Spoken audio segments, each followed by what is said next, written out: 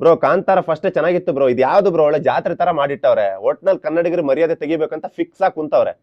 Kantara cinema shooting time ಅಲ್ಲಿ ನಡೆದಂತ ಘಟನೆ. ಕಾಂತಾರ ಸಿನಿಮಾದಲ್ಲಿ ಆಕ್ಟ್ ಮಾಡಿದಂತ ರಾಕೇಶ್ ಪೂಜಾರಿ ಅವರು ಸತ್ತಿದ್ದು ನಿಮ್ಗೆಲ್ಲ ಫಸ್ಟ್ ಆಫ್ ಆಲ್ ಈ ಕಾಂತಾರ ತೆಗೆಯೋದಕ್ಕೆ 3 ವರ್ಷ ಬಿಲ್ಡಪ್ ಬೇರೆ ಬೇಕಾಗಿತ್ತು. ಹಾಗಾದ್ರೆ ಅದೇ ರಾಕೇಶ್ ಪೂಜಾರಿ ಅವರು ಸತ್ತಿದ್ದ ದಿನ ಯಾಕೆ ರಿಷಬ್ ಶೆಟ್ಟಿ ಅವ್ರನ್ನ ನೋಡಕ್ ಹೋಗ್ಲಿಲ್ಲ? ರಾಕೇಶ್ ಪೂಜಾರಿ ಅವರು ಸತ್ತಿದ್ದ ದಿನ ಕಾಂತಾರ ಸೆಟ್ ನಲ್ಲಿ ಏನೇನೆಲ್ಲ ನಡೀತು ಅಂತ ಗೊತ್ತಾ? ಆವತ್ತಿನ ದಿನ ನಾನು ಕಾಂತಾರ ಸೆಟ್ ನಲ್ಲೇ ಇದ್ದೆ. ಅವತ್ತಿನ ದಿನ ಏನ್ ನಡೀತು ಅಂತ ಡಿಟೇಲ್ಡ್ ಆಗಿ ಹೇಳ್ತೀನಿ ಕೇಳಿ. ರಾಕೇಶ್ ಪೂಜಾರಿ ಅವರು ಸತ್ತಂತ ದಿನ ರಿಷಬ್ ಶೆಟ್ಟಿ ಅವರಿಗೆ ಆಪತ್ತಿತ್ತು. ಹೌದು, ಅವತ್ತಿನ ದಿನ ಅವರು ಸತ್ತು ಬದುಕಿ ಬಂದಿದ್ದಾರೆ. ಅದ್ ಯಾವ ರೀತಿ ಅಂತ ಗೊತ್ತಾ? ಏನೋ ಕಾಂತಾರ 1000 ಕೋಟಿ ಮಾಡುತ್ತಾ? ಅನಿಸ್ತಿದೆ ಕಾಂತಾರ ಯಾಕೋ ಮಕ್ಕಡೆ ಮಲ್ಕೊಳ್ಳುತ್ತೆ ಅಂತ. ಏನ್ ಬಾಹುಬಲಿ ಸಿನಿಮಾ ಏನಾದ್ರು ಕಾಪಿ ಮಾಡ್ಬಿಟ್ರ ಕಾಂತಾರದವರು ಅಂತ? ದೇವರಾಣೆಗೂ ಕಾಂತಾರ ಸಿನಿಮಾ ಇಟ್ಟಾಗಲ್ಲ. Okay, welcome to my YouTube channel RVK ಸ್ಟುಡಿಯೋಸ್ಗೆ ಎಲ್ಲರಿಗೂ ಸ್ವಾಗತ ಸುಸ್ವಾಗತ. ಬಹಳ ದಿನಗಳ ಮೇಲೆ ನಾನು ಸಿನಿಮಾ ರಿವ್ಯೂ ಕೊಡೋದಕ್ಕೆ ಅಂತ ಕೂತಿದ್ದೀನಿ. ಅದು ಕಾಂತಾರ ಒಂದು ದಂತಕತೆ. ಓಕೆ, ಯಾರ್ಯಾರು ಕಾಂತಾರ ಸಿನಿಮಾ ನೋಡ್ಕೊಂಡ್ ಬಂದಿದ್ದೀರಾ ಅವರೆಲ್ಲ ನಿಮ್ಮ ಒಂದು ಒಪಿನಿಯನ್ ನ ಕಮೆಂಟ್ ಸೆಕ್ಷನ್ ಅಲ್ಲಿ ತಿಳಿಸಿ. ಮೊದಲನೇದಾಗಿ ನಾನಂತೂ ತುಂಬಾ ಎಕ್ಸೈಟ್ ಆಗಿದ್ದೀನಿ. ಯಾಕೆ ಅಂತಂದ್ರೆ ಕಾಂತಾರ ಒಂದು ದಂತಕತೆ ಅಷ್ಟೇ ಅಲ್ಲ, ಒಂದು ಅದ್ಭುತ ಅಂತ ಹೇಳ್ಬೋದು. ಬರೀ ಒಂದು ಅದ್ಭುತ ಅಲ್ಲ, 7 ಅದ್ಭುತ. ಏನೋ ಒಂದು ಸಿನಿಮಾದಲ್ಲಿ 7 ಅದ್ಭುತನ ಏನ್ ಕುಡ್ದಿದ್ಯಾ ಗುರು? ಬೆಳಗ್ಗೆ ಕುಡ್ದಿಲ್ಲ, ನಿಜಾನೇ ಹೇಳ್ತಾ ಇದ್ದೀನಿ. ಒಂದು ಸಲ ನೀವು ಸಿನಿಮಾ ನೋಡ್ಕೊಂಡ್ ಬಂದ್ರಿ ಅಂದ್ರೆ ಅದೇ ಒಂದು ವೈಬ್ರೇಷನ್ ಅಲ್ಲಿ ಇರ್ತೀರಾ, ಅದೇ ಒಂದು ಹ್ಯಾಂಗ್ ಓವರ್ ಇರ್ತೀರಾ. ಫಸ್ಟ್ ಟೈಮ್ ಈ ತರದೊಂದು ಲಾಂಗೆಸ್ಟ್ ಕ್ಲೈಮ್ಯಾಕ್ಸ್ ನಾನು ನೋಡಿದ್ದು. ಯಾಕೆ, ಯಾವ ರೀತಿ ಅಂತ ನಿಮಗೊಂದು ಸಣ್ಣದಾಗಿ ಒಂದು ಇಂಟು ಕೊಡ್ತೀನಿ. ನಾನು ತುಂಬಾ ಕತೆ ಬಗ್ಗೆ ಬಿಟ್ಕೊಡಂಗಿಲ್ಲ. ಅಪ್ಪಿ ತಪ್ಪಿ ಬಿಟ್ಕೊಟ್ರೆ ಸ್ಪಾಯ್ಲರ್ ಆಗುತ್ತೆ, ನನಗೆ ಇಶ್ಯೂಸ್ ಆಗುವಂತ ಪ್ರಾಬ್ಲಮ್ ಇರುತ್ತೆ. ಅದಕ್ಕೋಸ್ಕರ ಬನ್ನಿ ಮೊದಲನೇದಾಗಿ ಸಿನಿಮಾ ಬಗ್ಗೆ ಎಕ್ಸ್ಪ್ಲೇನ್ ಮಾಡ್ತಾ ಹೋಗ್ತೀನಿ.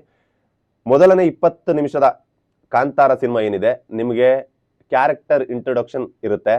ಎಲ್ಲರೂ ಕೂಡ ಬರ್ತಾರೆ, ಅವರವರ ಪಾತ್ರ ಯಾವ ರೀತಿ ಇರುತ್ತೆ, ಆ ಪಾತ್ರದ ಮಹತ್ವ ಏನು, ಹಾಗೆ ಆ ಪಾತ್ರದ ಉದ್ದೇಶ ಏನು, ಇದನ್ನ ತೋರಿಸ್ತಾ ಹೋಗ್ತಾರೆ.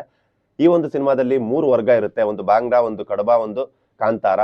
ನಿಮ್ಗೆಲ್ಲ ಅನ್ಸಿರುತ್ತೆ ಕಾಂತಾರ ಏನಿದು? ಕಾಂತಾರ ನಾವೆಲ್ಲ ಕನ್ನಡಿಗರಲ್ವಾ, ಕಾಂತಾರ ಅಂದ್ರೆ ಏನು ಮೀನಿಂಗ್ ಗೊತ್ತಿಲ್ವಲ್ಲ ಅಂತ. ಕಾಂತಾರ ಫಸ್ಟ್ ಬಂದು ಇಟ್ಟಾದಂತ ಸಂದರ್ಭದಲ್ಲಿ ಎಲ್ಲ ಅನ್ಕೊಂಡಿದ್ರಿ.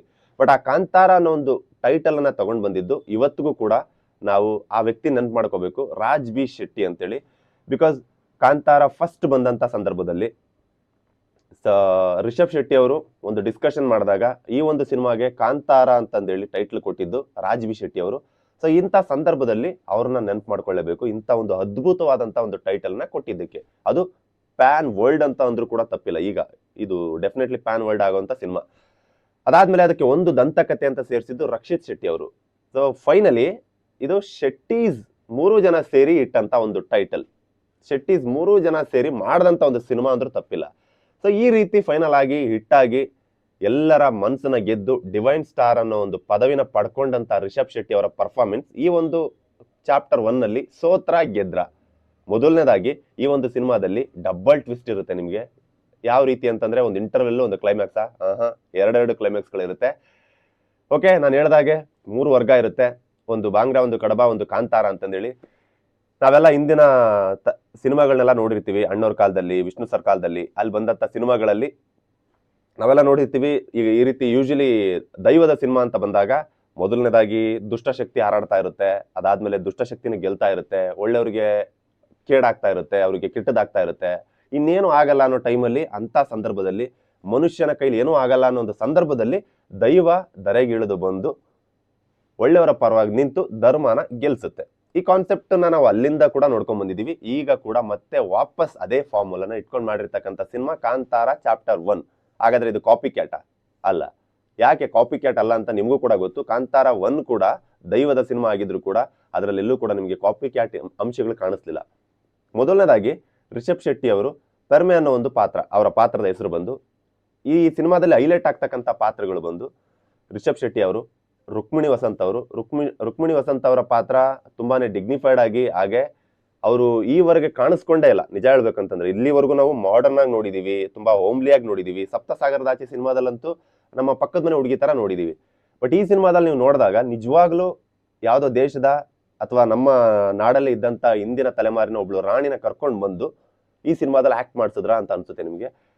ಬರೀ ಕಾಸ್ಟ್ಯೂಮ್ ಆಗಿರ್ಬೋದು, ಅವರ ಆಕ್ಟಿಂಗ್ ಆಗಿರ್ಬೋದು, ಎಲ್ಲರೂ ಕೂಡ ನ್ಯಾಚುರಲ್ ಆಗಿ ಆಕ್ಟ್ ಮಾಡಿದ್ದಾರೆ, ಪ್ರತಿಯೊಂದು ಕ್ಯಾರೆಕ್ಟರ್ಗಳು ಕೂಡ. ಅದಾದ್ಮೇಲೆ ಪ್ರಮೋದ್ ಶೆಟ್ಟಿ ಅವರ ಪಾತ್ರ ಆಗಿರ್ಬೋದು.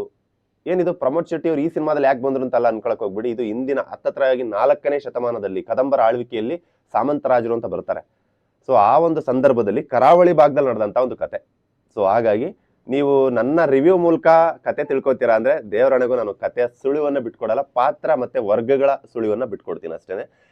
ಬಿಕಾಸ್ ನಾನು ಏನೇ ಬಿಟ್ಕೊಟ್ರು ಕೂಡ ನಿಮಗೆ ಥಿಯೇಟ್ರಲ್ಲಿ ಹೋದಾಗ ಡಿಸಪಾಯಿಂಟ್ಮೆಂಟ್ ಆಗಬಾರ್ದು. ಸೊ ಫೈನಲಿ ನಾನು ಮಾತ್ರ ಹೇಳಕ್ ಇಷ್ಟಪಡೋದೇನಂದ್ರೆ ಕಾಂತಾರ ಒಂದು ದಂತಕತೆ ಅಷ್ಟೇ ಅಲ್ಲ, 7 ಅದ್ಭುತಗಳಿರ್ತಕ್ಕಂಥ ಒಂದು ಕತೆ. ಅವಾಗಿಂದ ಬಡ್ಕೋತಾ ಇದೆ ಗುರು, ಯಾವ್ದು ಗುರು ಇದು 7 ಅದ್ಭುತ? ಹೇಳ್ತೀನಿ ಕೇಳಿ. ಮೊದಲನೇದಾಗಿ ಇಂಟರ್ವೆಲ್ ಸಿನಿಮಾ ಆಗೋವರೆಗೂ ಕೂಡ ನಿಮ್ಗೆ ಯಾವುದೇ ರೀತಿ ಕ್ಲಾರಿಟಿ ಸಿಗಲ್ಲ. ಕಾಂತಾರಗೆ ಹಿಟ್ ಅಂತ ಕೊಡ್ಬೇಕಾ, ಸೂಪರ್ ಹಿಟ್ ಮಾಡ್ಬೇಕಾ, ಬ್ಲಾಕ್ ಬಸ್ಟರ್ ಮಾಡ್ಬೇಕಾ, ಅಥವಾ ಫ್ಲಾಪ್ ಇಲ್ಲ ಬಿಲ್ಡಪ್ ಕೊಟ್ಬಿಟ್ಟು ಮಕಡೆ ಮಲಗಿಸೋದು ಈ ಥರನ ಮಾಡ್ಬೇಕಾ ಅಂತಂದೇಳಿ ಆ ರೀತಿಯನ್ನು ಮಾಡೋ ಅವಶ್ಯಕತೆ ಇಲ್ಲ. ಯಾಕೆ ಅಂತಂದ್ರೆ ಇಂಟರ್ವೆಲ್ ಆದ ಮೇಲೆ ನಿಮಗೆ ನಿಜವಾದ ಸಿನಿಮಾ ಶುರುವಾಗುತ್ತೆ. ಯಾಕೆ ಅಂತಂದ್ರೆ ನಿಜವಾದ ಕತೆ ಶುರುವಾಗೋದು ಅಲ್ಲಿದ್ದಾನೆ. 2 ಕ್ಲೈಮ್ಯಾಕ್ಸ್ಗಳು ಬರುತ್ತೆ. ಇಂಟರ್ವೆಲ್ ಶುರುವಾದ ಮೇಲೆ ಒಂದು 10 ನಿಮಿಷ, ಒಂದು 5-10 ನಿಮಿಷಕ್ಕೆ ಒಂದು ಕ್ಲೈಮ್ಯಾಕ್ಸ್ ಶುರುವಾಗುತ್ತೆ. ಆ ಒಂದು ಸನ್ನಿವೇಶ ಬಂದಾಗ ನೀವು ಅನ್ಕೊಂತೀರಾ, ಅರೆ ಫೈನಲ್ ಅಂತ ಬಂದ್ಬಿಟ್ಟು ಆಲ್ರೆಡಿ ಬರೀ 1-1.5 1/4 ಗಂಟೆ ಇನ್ನೂ ಆಗಿರ್ಬೋದು, ಬಹುಶಃ 1.5 1/4 ಗಂಟೆ ಇಷ್ಟು ಬೇಗ ಮುಗ್ದೋಯ್ತಾ ಅಂತ ಅನ್ಸುತ್ತೆ. ಹತ್ತತ್ರ 1/4 ಗಂಟೆಗೇನೆ ನಿಮಗೆ ಕ್ಲೈಮ್ಯಾಕ್ಸ್ ಫೀಲ್ ಕೊಡ್ತಾರೆ ಅಂತಂದ್ರೆ ಅದಾದ್ಮೇಲೆ ನೆಕ್ಸ್ಟ್ ಏನಿದೆ, ಅಸಲಿ ಆಟ ಶುರುವಾಗದೆ ಅವಾಗ. ಯಾಕೆ ಅಂದ್ರೆ ಹತ್ತತ್ರ 40 ನಿಮಿಷಗಳ ಒಂದು ದೈವ ದರ್ಶನ. ಅದನ್ನ ಕ್ಲೈಮ್ಯಾಕ್ಸ್ ಅಂತ ನಾನು ಹೇಳಲ್ಲ, ಲಾಸ್ಟ್ ಒಂದು 30 to 40 ಮಿನಿಟ್ಸ್ ಏನಿದೆ ಅದು ದೈವ ದರ್ಶನ. ಬರೀ ನಾವು ಈ ಮುಂಚೆ ಗುಳಿಗನ ಇಂಟ್ರೊಡ್ಯೂಸ್ ಮಾಡಿದ್ರು ರಿಷಬ್ ಶೆಟ್ಟಿ ಅವರು. ಗುಳಿಗ, ಪಂಜುರ್ಲಿ, ಶಿವದರ್ಶನ ಈ ಥರದ್ದೆಲ್ಲ ಒಂದಷ್ಟು ಹೆಸರುಗಳನ್ನ ಕೇಳಿದ್ವಿ. ಅವ್ರು ಕಾಂತಾರದಲ್ಲಿ ಪಂಜುರ್ಲಿಯನ್ನ ಇಂಟ್ರೊಡ್ಯೂಸ್ ಮಾಡಿದ್ರು, ಗುಳಿಗ ಅನ್ನೋ ಒಂದು ಹೆಸರನ್ನ ಕೂಡ ತಗೊಂಬಂದಿದ್ರು. ಯಾರಿಗೂ ಕೂಡ ಗೊತ್ತಿಲ್ಲ ಹೊರಗಡೆ ಭಾಗದವ್ರಿಗೆ, ಕರಾವಳಿ ಭಾಗದವ್ರನ್ನ ಹೊರತುಪಡಿಸಿ. ಬಟ್ ಈಗ ಈ ಸಿನಿಮಾದ ಮೂಲಕ ಬರೀ 1 ಅಲ್ಲ 2 ಅಲ್ಲ 7 ಗುಳಿಗಗಳು ಬರ್ತವೆ. ಲಾಸ್ಟ್ ಅಲ್ಲಿ ಒಂದು ಗುಳಿಗ ಬರುತ್ತೆ, ಅದು ತುಂಬಾನೇ ಹೆಸರು ನೆನಪಾಗ್ತಾ ಇಲ್ಲ, ಚಾವುಂಡ ಗುಳಿಗ ಅಂತ ಅನ್ಕೊಂತೀನಿ. ಬಿಕಾಸ್ ಆ ಸೌಂಡ್, ಆ ವೈಬ್ರೇಷನ್ ನನಗೆ ಆ ಹೆಸರು ನೆನಪಿಲ್ಲ. ಸೊ ಹಾಗಾಗಿ ಆ ಗುಳಿಗದ ಅವತಾರ ಇದೆ. ಆಟೋಮೆಟಿಕ್ಲಿ ನೀವು ಚಪ್ಪಲಿ ಬಿಟ್ಬಿಟ್ಟು ಸೈಲೆಂಟಾಗಿ ನೀವು ಕೈ ಮುಕ್ಕೊಂಡ್ಬಿಡ್ತೀರಾ. ದೇವರಾಣೆಗೂ ಯಾರೇ ಕೂಡ ನೀವು ಚಪ್ಪಲಿ ಹಾಕೊಂಡು ಕೂತಿರ್ಲಿ, ಏನೇ ಮಾಡ್ತಿರ್ಲಿ, ಅಥವಾ ನೀವು ಹೆಂಗೆ ಕೂತಿದ್ರು ಕೂಡ ನಿಮ್ಗೆ ಆಟೋಮೆಟಿಕ್ ಆಗಿ ನಿಮ್ಮ ಮುಂದೆ ದೇವ್ರು ಬಂದು ಕೂತಿದೇನೋ, ನಾನು ಕೈ ಮುಗಿಬೇಕೀಗ ಅನ್ನೋ ತರ ಆಟೋಮೆಟಿಕ್ ಆಗಿ ನೀವು ಟರ್ನ್ ಆಗ್ಬಿಡ್ತೀರಾ. ಆ ರೀತಿ ಇರುತ್ತೆ. ನಾನು ಅದಕ್ಕೆ ಹೇಳಿದ್ದು ರಿಷಬ್ ಶೆಟ್ಟಿ ಅವರಿಗೆ ಡಿವೈನ್ ಸ್ಟಾರ್ ಅನ್ನೋ ಒಂದು ಪದವಿ ಕೊಟ್ಟಿದ್ದು ತಪ್ಪೇ ಇಲ್ಲ ಅಂತ ಅನಿಸ್ತಿದೆ. ಓಕೆ, ಇದಿಷ್ಟು ಕೇಳಿದ್ಮೇಲೆ ನಿಮ್ಗೆ ಅನ್ಸಿರುತ್ತೆ ಕಾಂತಾರ ಹಿಟ್ಟೋ ಫ್ಲಾಪೋ ಅಂತಂದೇಳಿ. ಇದಿಷ್ಟು ಆದ್ಮೇಲೆ ಈ ಸಿನಿಮಾದ ಬಗ್ಗೆ ನಾನು ಇನ್ನೊಂದು ಇನ್ಸಿಡೆಂಟ್ ಬಗ್ಗೆ ಮಾತಾಡ್ಲೇಬೇಕು. ಏನಪ್ಪಾ ಅದು ಅಂದ್ರೆ, ಆ ಸಿನಿಮಾದ ಶೂಟಿಂಗ್ ಅಲ್ಲಿ ಒಂದು ಹಂತದ ಶೂಟಿಂಗಿಗೆ ನಾನು ಕೂಡ ಹೋಗಿದ್ದೆ, ಒಂದು ಸಣ್ಣದಾದಂಥ ಒಂದು ಪಾತ್ರಕ್ಕೆ.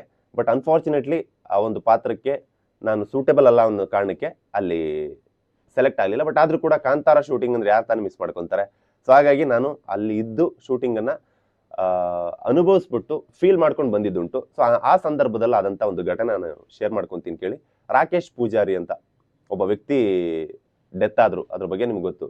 ಆ ರಾಕೇಶ್ ಪೂಜಾರಿ ಅವರು ತೀರ್ಕೊಂಡಂತ ದಿನ ಅದೇ ಕಾಂತಾರ ಸೆಟ್ಟಲ್ಲಿ ಏನೆಲ್ಲ ನಡೀತು ಅಂತ. ಹೌದು, ಅವರು ಫಸ್ಟ್ ಆಫ್ ಆಲ್ ಸತ್ತಿದ್ದು outside heart attack.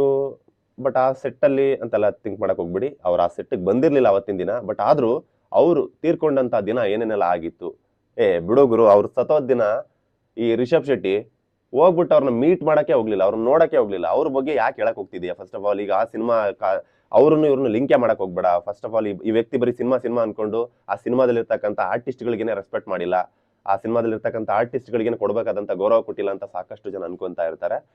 But to be honest, ಅವತ್ತಿನ ದಿನ ನಾನು ಅಲ್ಲಿದ್ದೆ. ಅವತ್ತಿನ ದಿನ ಶೂಟಿಂಗ್ ಶುರುವಾಗೋ ಮುಂಚೆ ಹತ್ತತ್ರ ಆ ಸೆಟ್ಟಲ್ಲಿ ಒಂದು 1000 ಜನಗಳ ಇರ್ತಕ್ಕಂಥ ಒಂದು ಸೆಟ್ ಅದು. ಪ್ರತಿ ದಿನ 1000 ಜನ ಇರ್ತಾ ಇದ್ರಂತೆ. ಅಂತ ಸೆಟ್ಟಲ್ಲಿ ಬೆಳಿಗ್ಗೆ ಟಿಫನ್ ಮುಗಿಸಿ ಬಂದಂತ ಎಲ್ಲ ಕಲಾವಿದರಿಗೆ ಫಸ್ಟ್ ಶಾಟ್ ಶುರು ಮಾಡೋ ಮುಂಚೆ ರಿಷಬ್ ಶೆಟ್ಟಿ ಅವರು ಅಷ್ಟೂ ಜನರಿಗೆ ಎದ್ದು ನಿಲ್ಲಿಸಿ, ಮೇಲ್ ನಿಲ್ಲಿಸಿ, ನಿಂತ್ಕೊಂಡು 1 ನಿಮಿಷ ಮೌನಾಚರಣೆ ಮಾಡೋದ್ರ ಮೂಲಕ ತಮಗೆ ಮತ್ತೆ ರಾಕೇಶ್ ಪೂಜಾರಿ ಅವರಿಗೆ ಇರ್ತಕ್ಕಂಥ ನಂಟು, ಅವರು ಯಾವ ರೀತಿ ರಾಕೇಶ್ ಪೂಜಾರಿ ಅವ್ರನ್ನ ಗುರುತಿಸ್ಕೊಂಡು ಕರ್ಕೊಂಡು ಬಂದ್ರು. ಅಂದ್ರೆ ಒಂದ್ಸಲ ಎಲ್ಲೋ ಒಂದು ಸ್ಟೇಜ್ ಶೋನ ಮಾಡ್ತಾ ಇದ್ರಂತೆ, ಕಾಮಿಡಿ ಕಿಲಾಡಿಗಳು ಯಾವುದೋ ಒಂದು ಶೋ ಮಾಡ್ಬೇಕಾದ್ರೆ ಅವ್ರನ್ನ ನೋಡಿ, ಇಲ್ಲ ಈ ವ್ಯಕ್ತಿ ತುಂಬಾ ಒಳ್ಳೆ ಕಲಾವಿದ, ಈ ವ್ಯಕ್ತಿಗೆ ಸಪೋರ್ಟ್ ಮಾಡಬೇಕು, ಈ ವ್ಯಕ್ತಿಗೆ ನನ್ನ ಸಿನಿಮಾಗಳಲ್ಲಿ ಒಂದು ರೋಲ್ ಕೊಡಬೇಕು ಅಂತಂದೇಳಿ ಕರ್ಕೊಂಡು ಬಂದಿದ್ರಂತೆ. ಕರ್ಕೊಂಡು ಬಂದು ಜೊತೆಗೆ ಇಟ್ಕೊಂಡಿದ್ದುಂಟು. ಪ್ರತಿ ಸಿನಿಮಾಗಳಲ್ಲೂ ಕೂಡ ಇನ್ಮೇಲೆ ನೀ ಇರ್ತೀಯ ಅಂತಂದೇಳಿ ಭರವಸೆ ಕೂಡ ಕೊಟ್ಟಿದ್ರಂತೆ. ನೋಡಿ, ಎಷ್ಟೋ ಜನ ಒಂದು ಪಾತ್ರ ಅಟ್ಲೀಸ್ಟ್ ಒಂದು ಡೈಲಾಗ್ ಹೇಳಕ್ ಸಿಕ್ಕರೆ ಸಾಕು ಅಂತ ಸಿನಿಮಾದಲ್ಲಿ ಅಂತ ಕಾಯ್ತಾ ಇರ್ತಾರೆ.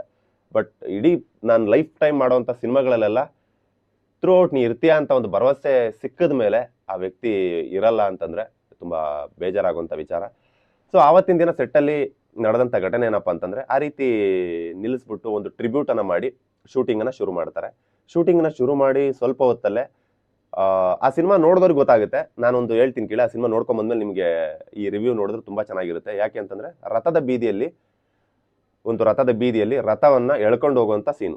ರಥ ಎಳ್ಕೊಂಡು ಹೋಗೋದಂದ್ರೆ ಯಾವ ರೀತಿ, ಈಗ ನಾರ್ಮಲಿ ಹಳ್ಳಿಗಳಲ್ಲೆಲ್ಲ ಈ ತರ ಇರುತ್ತೆ, ಸಮದಟ್ಟಾದಂತ ಒಂದು ರೋಡ್ ಇರುತ್ತೆ, ಈ ಆರಾಮಾಗಿ ಎಳ್ಕೊಂಡು ಹೋಗ್ತಾರೆ. ಓಕೆ, ಅದೇ ರೋಡ್ ಏನಾದ್ರು ಅಪ್ಪಿ ತಪ್ಪಿ ಹಿಂಗಿತ್ತಂದ್ರೆ ಏನ್ ಮಾಡ್ತೀರಾ?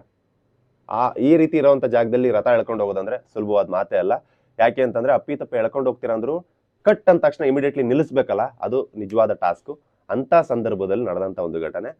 ನಾವೆಲ್ಲ ಅಲ್ಲೇ ನಿಂತ್ಕೊಂಡಿದ್ವಿ, ನೋಡ್ತಾ ಇದ್ವಿ. ರಿಷಬ್ ಶೆಟ್ಟಿ ಅವರು ರಥದ ತುದಿಲಿ ಇರ್ತಾರೆ. 30 ರಿಂದ 40 ಅಡಿ ಇರ್ತಕ್ಕಂಥ ಒಂದು ರಥ ಅದು. ಆ ರಥನ ರಿಷಬ್ ಶೆಟ್ಟಿ ಅವರು, ಅವರ ತಂಡ, ಪೆರ್ಮೆ ಅವರ ತಂಡ ಬಂದು ಆ ರಥನ ತಗೊಂಡು ಹೋಗೋದಕ್ಕೆ ಅಂತ ಬಂದಿರ್ತಾರೆ. ಅದನ್ನ ತಡೆಯೋದಿಕ್ಕೆ ಬೇಡ, ನನ್ನ ಸ್ಟೋರಿ ಆ ಲೈನಲ್ಲೇ ಹೇಳಕ್ ಹೋಗಲ್ಲ. ಸೊ ಆ ರೀತಿ ತಗೊಂಡು ಹೋಗ್ತಕ್ಕಂಥ ಒಂದು ಸೀನ್ ನಡೀತಾ ಇರುತ್ತೆ. ಆ ಸಂದರ್ಭದಲ್ಲಿ ಇಮಿಡಿಯೇಟ್ಲಿ ಕಟ್ಟೇಳ್ಬೇಕಾಗುತ್ತೆ, ಬಿಕಾಸ್ ಅವ್ರು ಅನ್ಕೊಂಡಾಗ ಬಂದಿರಲ್ಲ. ಒಂದು ಕರ್ವ್ ಇರುತ್ತೆ, ಕರ್ವಿಂದ ಬಂದ್ಬಿಟ್ಟು ಆ ಇಳಿಜಾರಾದಂಥ ರೋಡಲ್ಲಿ ಆ ರಥನ ತಗೊಂಡ್ಬರ್ಬೇಕು. ಅಂತ ಸಂದರ್ಭದಲ್ಲಿ ಇಮಿಡಿಯೇಟ್ಲಿ ಕಟ್ಟೇಳಂತ ಸಂದರ್ಭ ಬರುತ್ತೆ. ಕ್ಯಾಮ್ರಾಮ್ಯಾನ್ ಏನೋ ಟೆಕ್ನಿಕಲ್ ಇಶ್ಯೂ ಆಗಿ ಆ ಸಂದರ್ಭದಲ್ಲಿ ಕಟ್ಟೇಳಿದಾಗ ಇಮಿಡಿಯೇಟ್ಲಿ ಅದ್ರೊಳಗಡೆ ಒಬ್ಬ ಡ್ರೈವರ್ನ ಸೆಟ್ ಮಾಡಿದ್ರು. ಆ ಸಿನಿಮಾದಲ್ಲಿ ಒಂದು ರಥ ಬರುತ್ತೆ, ನೀವು ನೋಡಿ ಆ ಟ್ರೈಲರ್ ಅಲ್ಲಿ ಕೂಡ ಅದನ್ನ ನಾನು ಒಂದು ಬಿಟ್ ಮಾತ್ರ ಹಾಕಿದ್ದಾರೆ, ಅದನ್ನ ನಿಮಗೆ ತೋರಿಸ್ತಾ ಇದ್ದೀನಿ. ಆ ರಥ ಒಳಗಡೆ ಒಬ್ಬ ಡ್ರೈವರ್ನ ಸೆಟ್ ಮಾಡಿರ್ತಾರೆ. ಜಸ್ಟ್ ಒಂದು ಸಣ್ಣದಾದಂತ ಒಂದು ಕಿಂಡಿ ಬಿಟ್ಟಿರ್ತಾರೆ. ಆ ಕಿಂಡಿ ಮೂಲಕನೇ ಅವನು ಕಟ್ ಆಕ್ಷನ್ ಕೇಳಿಸ್ಕೋಬೇಕು, ಬ್ರೇಕ್ ಅಂದ ತಕ್ಷಣ ಅವನು ಅಲ್ಲೇ ಬ್ರೇಕ್ ಹಿಡಿಬೇಕು. ಈ ರೀತಿ ಇರುತ್ತೆ ಸಿಚುವೇಶನ್. ಅಂತ ಸಂದರ್ಭದಲ್ಲಿ ಕಟ್ ಅಂತ ತಕ್ಷಣ ಇಮಿಡಿಯೇಟ್ಲಿ ಅದ್ರೊಳಗಡೆ ಇದ್ದಂತ ಡ್ರೈವರ್ ಬ್ರೇಕ್ ಹಿಡಿತಾನೆ. ಟು ಬಿ ಆನೆಸ್ಟ್, ನೀವು ಯಾರು ನಂಬಲ್ಲ, ಅವ್ನು ಬ್ರೇಕ್ ಹಿಡಿದಿದ್ದ ಫೋರ್ಸ್ಗೆ ಈ ರೀತಿ ಇದ್ದಂತ ರೋಡಲ್ಲಿ ಯಾವ ರಥ ತಾನೇ ನಿಲ್ಲುತ್ತೆ. ಇಮಿಡಿಯೇಟ್ಲಿ ರಥ ಪಲ್ಟಿ ಆಗೋಗುತ್ತೆ. ಪಲ್ಟಿ ಆಯ್ತು ಅಂತಂದ್ರೆ ನೀವು ಸ್ವಲ್ಪ ಇಮ್ಯಾಜಿನ್ ಮಾಡ್ಕೊಂಡು ನೋಡ್ಕೊಳ್ಳಿ.